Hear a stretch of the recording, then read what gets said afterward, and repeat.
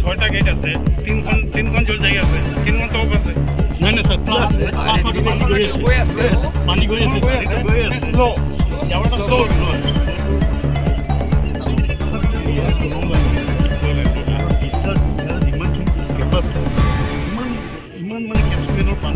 কিন্তু এই সুইচ গেটৰ কাৰণে হাজাৰ হাজাৰ বিঘা খেত নষ্ট হয় আৰু সুইচ গেটটো টাইমলি উঠান নহয়। দাদা এইটো যেতিয়া মানে আগৰ চৰকাৰে বনাইছিল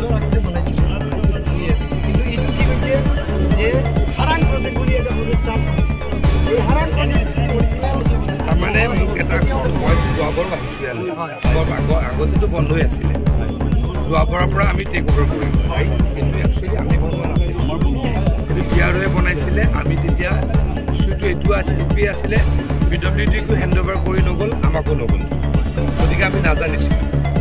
যোৱাবাৰ যেতিয়া বহুত পানী হ'ল তেতিয়াৰ পৰা আমি ল'লোঁ, যোৱাবাৰ তাৰ আগৰ পৰা নাই পাইছোঁ। এতিয়া তাৰ পৰা এতিয়া ইয়াত টোটেল কেইটা আছে? ছয়টা গেট।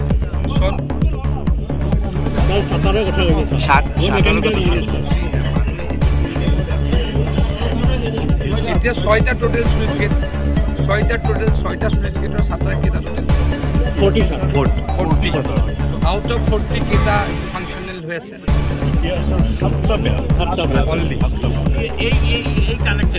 এতিয়া সাতটা আমি ভাল কৰিব কেনেকৈ পাৰোঁ?